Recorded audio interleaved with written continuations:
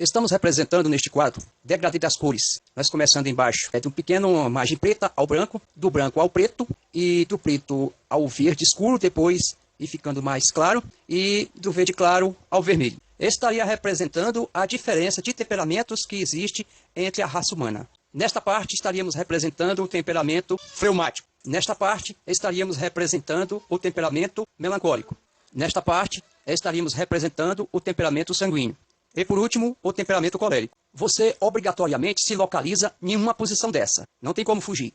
Não existe uma pessoa que consiga estar dentro de todo este quadro a 100%. Existem pessoas que podem ter todas as partes que estão aqui neste quadro, mas sempre uma das 4 cores será a predominante na sua forma de conduta. Se a pessoa estiver uma parte do seu temperamento aqui no vermelho, onde está o colérico, e a outra parte no branco, onde está o fleumático, esta pessoa terá uma tendência muito grande à frieza. Ou seja, os sentimentos, tanto os religiosos quanto ao próximo, será bastante diminuto. Eles usarão de outra forma de comportamento, mas os sentimentos, na verdade, como usa o sanguíneo e o melancólico, não estarão presentes nesse somatório das 2 cores. Se estiver presente nessa parte, preto e verde, então, dependendo da quantidade maior do seu primeiro temperamento, ou ele será um sanguíneo melancólico, ou será um melancólico sanguíneo. Desta forma, invertendo os valores, as 2 pessoas não terão os mesmos comportamentos. Serão completamente diferentes uma da outra. Nesta parte completa, onde está o sanguíneo e o melancólico, é a parte do máximo da sensibilidade de sentimentos. Agora, é claro, o melancólico e o sanguíneo, sendo sentimentais, os 2 não trabalham da mesma forma.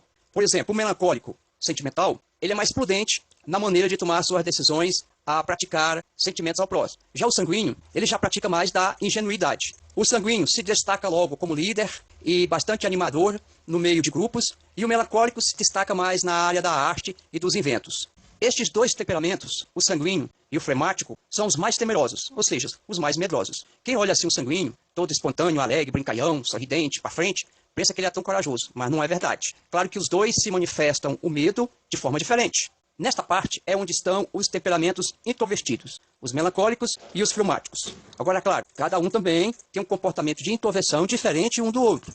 É justamente nestes temperamentos, por ser tão tímidos e introvertidos de natureza, estes não têm, pela experiência, se dado muito bem na vida financeira. Sempre eles ficam para trás do sanguíneo e dos coléricos, porque os temperamentos introvertidos, eles não têm muita força para batalhar, para correr atrás, cada um de forma diferente. No caso do melancólico, ele não acredita muito em si e muito desanimado. E já no caso do fleumático, ele é uma pessoa assim, ele não está nem aí para nada, ele não tem força para correr atrás, ele se conforma com o mínimo possível. Porém, esta parte melancólica, apesar de ser introvertida, não tem muita chance, igual o sanguíneo e os coléricos têm, de conseguir empregos e algo melhor e que ganha mais, mas porém ele tem uma grande vantagem. Ele é um bom administrador financeiro, ele transforma o mínimo no máximo. E muitos desses acabam até ficando rico da maneira como eles sabem administrar o que ganham. Já nesta parte, onde estão os 2 temperamentos extrovertidos, que são os sanguíneos e os coléricos, estes, na prática, têm conquistado melhores empregos, melhores posições e ganhar muito mais. Mas existe um problema sério, por exemplo, no sanguíneo. Ele é uma pessoa desequilibrada financeiramente e geralmente ficam velhos a mercê, ficam sem recurso financeiro.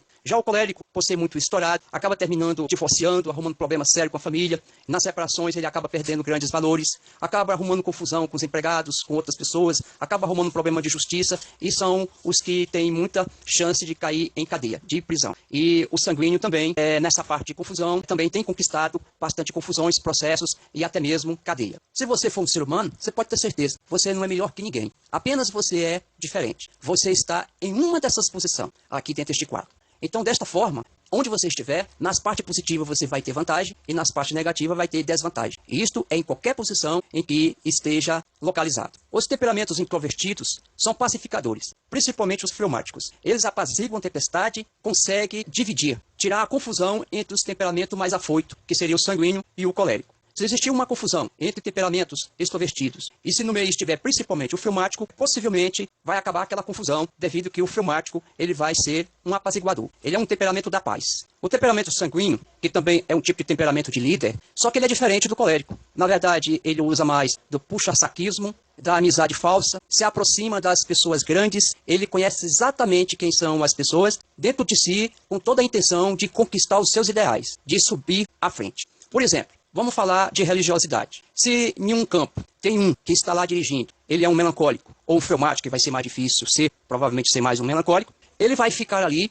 enquanto aquele local não ter muita importância. Quando aquele campo crescer e virar um alvo de dinheiro, de cobiça, de muita gente, vai ter um sanguíneo que já está cobiçando e ele, paralelamente, estará perto da pessoa certa que vai colocar ele naquele local. Ele é um bajulador, dá presente, viaja, almoço junto, festas na sua casa, convida, mas essas pessoas que são importantes para fazê-lo crescer. E geralmente eles conquistam e eles viram líder. E acabam sendo acreditados pelas suas maneiras que têm de ser extrovertidas, de ser espontâneos, agitados e acabam conquistando suas posições. Já o melancólico, por ser de natureza um temperamento submisso, inconscientemente escravo, ele acaba aceitando com alegria e não vai fazer questão. Ele vai ter motivo em si, que ele já vinha há tempo tendo desânimo pelo que estava fazendo, e para ele vai ser ter uma ótima ideia entregar o seu cargo para o outro que estava cobiçando, que era o sanguíneo. Dificilmente você vai achar esses dois temperamentos em meios religiosos, a não ser que os seus temperamentos estejam em segundo ou em terceiro plano, ou que a criança venha desde berço. E mesmo assim acontece muito, mesmo que a criança venha de berço, em que ele se destaca nesses dois temperamentos, no meio do caminho, até mesmo na adolescência, ele já sai fora e vai levar a sua vida da sua maneira.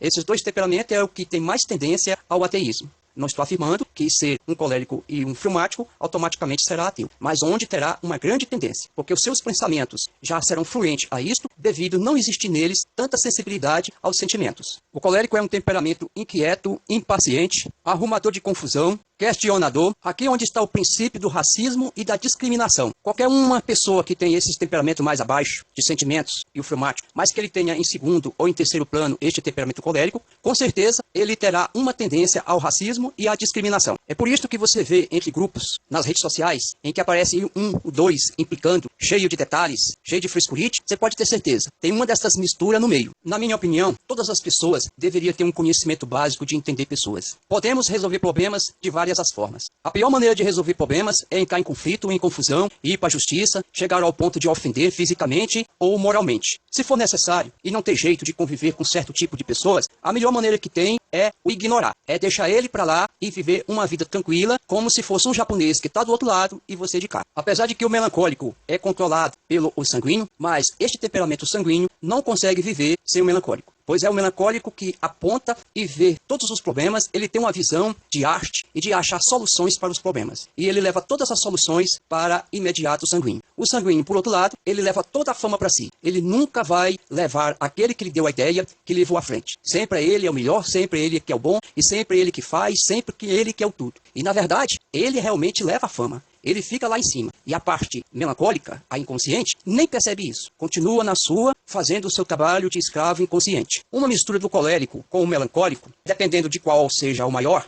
Mas, por exemplo, um melancólico colérico vai ser um bom administrador financeiro. Ele vai ter uma visão muito boa de crescimento, ou para si próprio, ou para a empresa que ele está administrando. Já se for o contrário, o colérico e segundo plano, o melancólico, além de ter a capacidade também de uma boa administração financeira, claro, em menos quantidade, que se fosse o contrário, mas porém, ele vai ter uma capacidade maior de administração, de linha de frente, de resolver problemas mais difíceis e achar soluções.